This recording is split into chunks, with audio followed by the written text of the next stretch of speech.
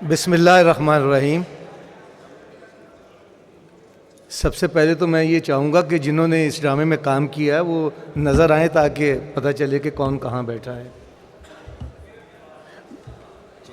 ڈرامے کی جو کاسٹ ہے، کیونکہ ان کو سمجھانا ہے کہ کیا کرنا ہے کیا نہیں کرنا۔ ڈرامے کی جو کاسٹ ہے وہ سامنے آ جائے، جتنی بھی کاسٹ ہے وہ لائن اپ ہو جائے۔ سب سے پہلے تو اللہ تعالیٰ کا شکر ادا کرتا ہوں جس نے مجھے اس قابل کیا کہ مجھے یہ عزت بخشی گئی، اور پھر یوتھ امپاورمنٹ سوسائٹی کا بہت بہت شکر گزار ہوں کہ جنہوں نے بڑی تگ و دو کی۔ ایک مہینہ پہلے قرار صاحب کا فون آیا تو میں نے اس وقت کہا کہ بیٹا پہلے زمانے میں ہوتا تھا کہ گاہک اور موت کا کوئی پتہ نہیں کب آ جائے، لیکن پھر وقت کے ساتھ ساتھ میں نے اس کہاوت یا اس اخان میں تبدیلیاں کرتا رہا۔ ہمارے ہیرو شاہد صاحب، شاہد بھائی جان جب بے انتہا مصروف تھے 70s میں، تب میں یہ کہتا تھا کہ گاہک موت تے شاہد دا کوئی پتہ نہیں کدوں آ جائے۔ پھر پرائیویٹ سیکٹر آیا تو میں نے تھوڑی سی اور تبدیلی کی کہ گاہک موت تے شوٹنگ دا کوئی پتہ نہیں کس ویلے آ جائے۔ موبائل کی ایک بیل جو ہے وہ ہمیں مصروف بھی کر دیتی ہے، اور کینسلیشن کی صورت میں اسسٹنٹ کی ایک کال ہمیں فارغ بھی کر دیتی ہے۔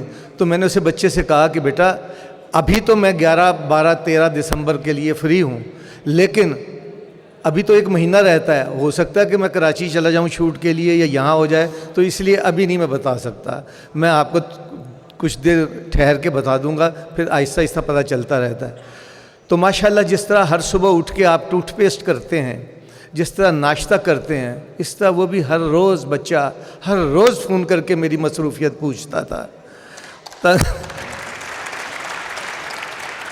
بڑی لگن کے ساتھ اور میں ہر دفعہ یہی کہتا تھا بیٹا ابھی پھر میں فارغ ہوں، لاہور میں کام ٹی وی کا کم ہے، کراچی میں زیادہ ہے، لیکن تبدیلیوں کی وجہ سے جو اس ملک میں ہوئی ہیں کام کافی ٹھپ ہے، تو ابھی نہیں مجھے پتہ۔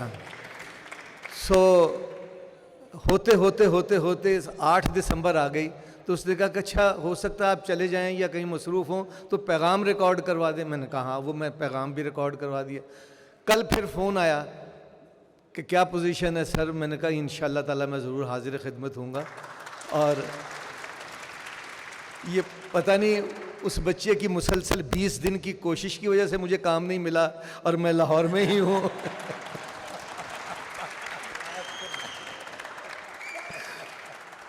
تو ایسے ہی بچے جو ہیں جو اپنے تن من دھن کے پکے ہیں، ان کے لیے علامہ صاحب فرما گئے ہیں کہ افراد کے ہاتھوں میں ہے اقوام کی تقدیر، ہر فرد ہے ملت کے مقدر کا ستارہ۔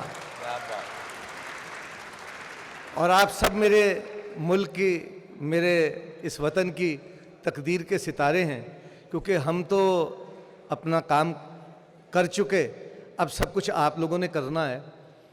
اور اتفاق کی بات ہے کہ ہمارا پروفیشن تینوں کا وہ ہے جس میں کام کرنے والا ریٹائر نہیں ہوتا، لوگ لینا بند کر دیتے ہیں۔ یار اب وہ بہت سینئر ہو گئے ہیں، آئیں گے تو ان کے لیے اٹھنا پڑے گا، ان کے سامنے ہیروئنوں کے ساتھ ہم تھوڑی بہت گفتگو نہیں کر سکیں گے، یہ نہیں کر سکیں گے، وہ 22 سال کے لڑکے کو وائٹنر لگوا کے بابا جی بنا لیندے نے، تے جڑے بابے نے انہوں نہیں لیندے گئے۔ یہ الگ مسئلہ ہے۔ تو پیارے بچوں، جو کچھ ہم نے آپ کے پلے میں دیکھا وہ سب کچھ راشد صاحب نے آپ کے سامنے بیان کیا۔ میری عرض صرف یہ ہے کہ سب سے پہلے تو جنہوں نے یہ لکھا ہے، نو ڈاؤٹ بغیر کسی تفریق کے انہوں نے بہت ہی اعلیٰ پیغام دیا ہے، بہت اچھا لکھا ہے۔ دوسری یہ کہ کریکٹرائزیشن جو تھی وہ بڑی خوبصورت چنی گئی تھی۔ سارے کا سارا جو کھیل ہے یہ طنزیہ طریقے سے یا سیٹائر کے ذریعے سے ایک پیغام ہم سب تک پہنچانے کی کوشش کی گئی۔ تو سیٹائر میں لافٹر بھی آتا ہے، ہنسی آتی ہے، اور اپنی غلطیوں کو دیکھتے ہوئے بھی آدمی ہنستا ہے، یار او یار آؤ یار. تو جب یہ سب کچھ ہم کلیپ کے لیے، داد کے لیے اور ہنسنے کے لیے کرتے ہیں تو اس کو ہنسنے کا موقع تو دینا چاہیے نا. آپ اس کے بیچ میں ہی سب بولتے چلے گئے ہیں، اس لیے آپ کی بہت سی باتیں ہم تک نہیں پہنچی ہیں. تو آپ کے لیے یہ لائیو کا تو یہی ہے کہ تھے دیتے رزلٹ مل جاتا ہے. اس میں نہ ریٹیک ہے اور نہ آپ کو داد یا بے داد دونوں صورتوں میں گندے انڈے یا ٹماٹر یا کلیپیں وہیں سٹیج پہ کھڑے کھڑے مل جاتی ہیں. تو آپ کو یہ چاہیے کہ جب آپ نے ایک ایسی بات کی اور آپ کو پتہ ہونا چاہیے کہ یہ میری پنچ لائن ہے، یہ ایسا سٹائر ہے جس کے اوپر مجھے ضرور کلیپ آنی ہے.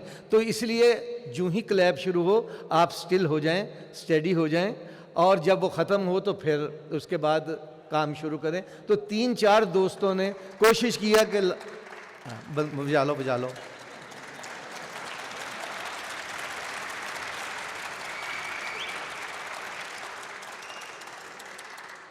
کتے میں نستے نہیں نہ گیا، تسی بھی نہیں نس جانا. پہلے کلیپ تے لے لیا کرو نا.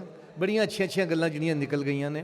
اور باقی یہ گل کہ اس سٹیج پہ جس لیول پہ آپ ہیں، اس لیول پہ یہ بہت زیادہ کہ اتنی روانی ہے. آپ نے یقیناً 2-1 مرتبہ پہلے بھی کسی کمپٹیشن میں یہ کھیل پیش کیا ہوگا، کیونکہ آدھے گھنٹے کے پلیز مختلف کالج کے ڈرامٹک کلبز کے کمپٹیشنز میں ہوتے ہیں. تو یہ روانی بہت تھی. اور دوسرا اگر کبھی ایسا ہو تو پروفیسر صاحب عموماً آپ کی انٹری کے وقت ہی تھوڑی ڈیلے ہوتی ہے. تو جتنی اچھی باتیں آپ آتے ہی سٹارٹ میں کرتے ہیں، اگر کوئی لیٹ ہو رہا ہو نا تو ایسی ہی 2-1 باتیں اور جاری رکھیا کیجئے، تاکہ آپ کو یہ محسوس نہ ہو کہ پاز آ گیا ادھر مڑ کے ادھر ادھر دیکھن نال پبلک سمجھ جاتی ہے کہ یار وہ لیٹ ہو گیا تھے فلاں. تو اپنی ہی دوستوں کی خامیوں اور کمزوریوں کو اجاگر نہیں کرنا چاہیے. اب باقی یہ ساؤنڈ ماسٹر ہیں ماشاءاللہ. جب لوگ انگلی پکڑ کر نمائش اور میلے میں جاتے ہیں، یہ اس وقت اپنے والد صاحب کے ساتھ ریڈیو پاکستان میں عرفان خسر صاحب اور راشد صاحب اس عمر سے ریڈیو پاکستان لاہور میں جاتے رہے، کیونکہ ان کے والد صاحب بہت بڑے شاعر تھے، ادیب تھے، اور ریڈیو کے اولین لکھاریوں میں سے تھے. سو اس لیے نازش کاشمیری صاحب ان کا نام تھا. اس لیے جن لوگوں کو بہت سے لوگ دیکھنے کو یا ملنے کو ترستے تھے وہ ان کے یار غار رہے ہیں. ناصر کاظمی صاحب اور بڑے صوفی تبسم صاحب، یہ سارے کے سارے بچوں میں، اور سنا یار راشد کی حال ہے، اور صوفی صاحب چھڈو یار تسی. تو یہ ان کے ساتھ بچپن سے ہی ساتھ ہے. تو ان کا ویسے جسم سے نکلنے والی شعائیں اور ان کے ذہن سے برآمد ہونے والی چیزیں جو ہیں وہ ان پہ اثر کرتی رہی ہیں. یہ برخوردار جو ہے یہ پہلے ہمارے سٹیج الٹایا کرتا تھا. ہم نے ڈرامہ کرنا تو انہوں نے آگے کہنا فرنٹ لائن دیا سیٹاں دینی تھی، آج ڈرامہ نہیں جو ہو سکتا. اور انہوں نے افراتفری پر ہم ڈرتے تھے کہ یہ. پھر اس کے بعد اس کے اندر سے اس قدر ملائم آدمی نکلا ہے، اس کے اندر سے اس قدر محبت، پیار اور حسن سلوک نکلا ہے کہ جس کی مثالیں جو ہیں ایک سچے مسلمان میں دی جاتی ہیں.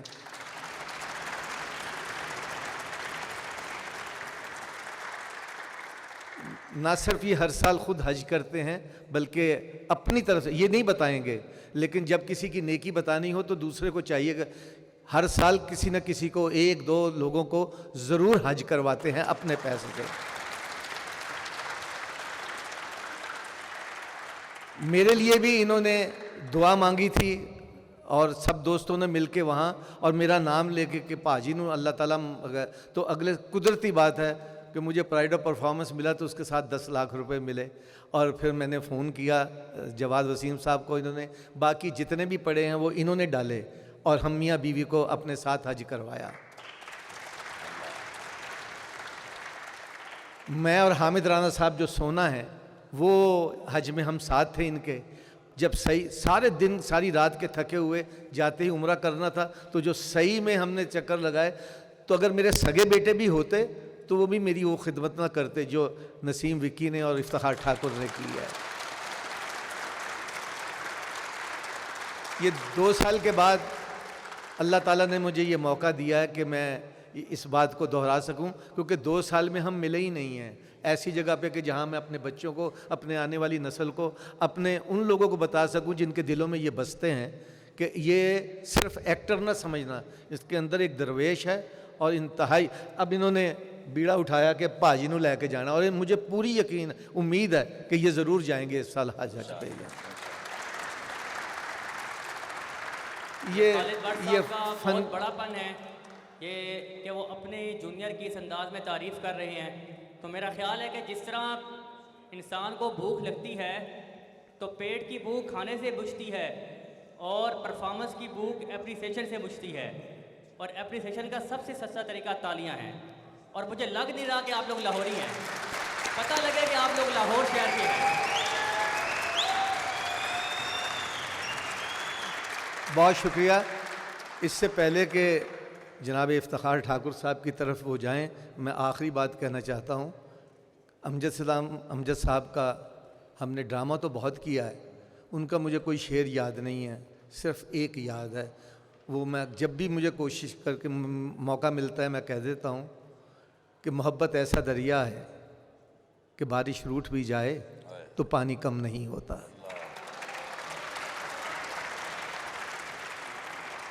آپ لوگ اپنی محبتوں کو اسی طرح رکھیے گا. ہاسپٹل، جیل اور یونیورسٹی کے ساتھی، ہاسٹل کے، یہ ساری زندگی ایک دوسرے کو بھول نہیں پاتے، آپ بھی نہ بھولیے گا. بہت بہت شکریہ خالد بٹ صاحب کا.